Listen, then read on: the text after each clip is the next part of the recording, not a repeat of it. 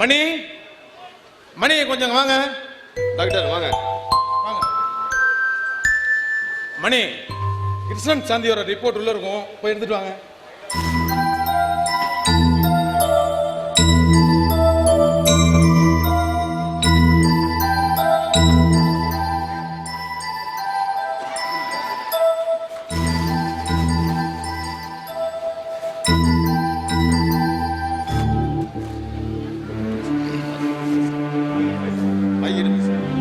கிருஷ்ணன், உங்க ரிப்போர்ட் எல்லாத்தையும் பார்த்துட்டேன்.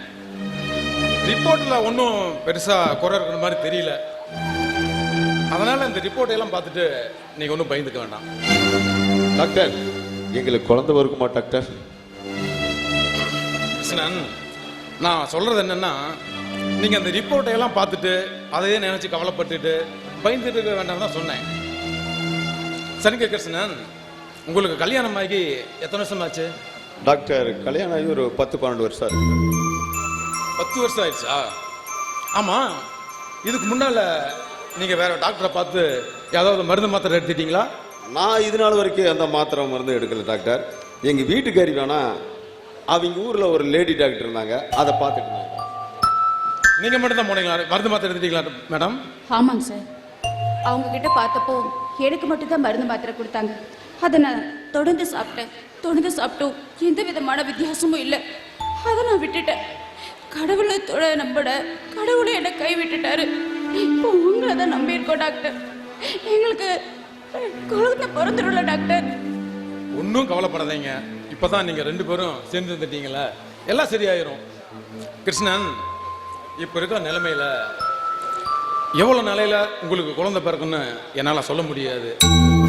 ஏன்னா நீங்க கொஞ்சம் முன்னாடியே, அதாவது கல்யாணம் ஆகி 2-3 வருஷத்துக்குள்ளேயே ஒரு நல்ல டாக்டரா பார்த்து ஏதாவது மருந்து மாத்திரை எடுத்திருந்தீங்கன்னா எனக்கும் இப்ப கொஞ்சம் ஈஸியா இருந்திருக்கும். சரிப்பா, இப்ப மருந்து கொஞ்சம் பொறுமையா தான் வேலை செய்யும். இதனால நீங்க ஒன்றும் கவலைப்பட தேவையில்லை. Okay okay doctor.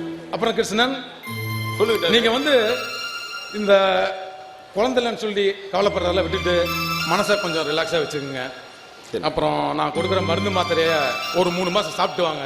சரி டாக்டர். அதுக்கப்புறம் ஒரு டெஸ்ட் எடுத்து பார்ப்போம். அதுல என்ன மாற்றம் இருக்குன்னு தெரிஞ்சுட்டு உங்களுக்கு மருந்து மாத்திரையை மாத்தி கொடுப்பேன். இப்படி கொஞ்சம் கொஞ்சமா தான் கிருஷ்ணன் உங்க பிரச்சனையை சரி பண்ண முடியும். அப்புறம் நேரம் கிடைக்கும் போது கோயிலுக்கு போயிட்டு வாங்க.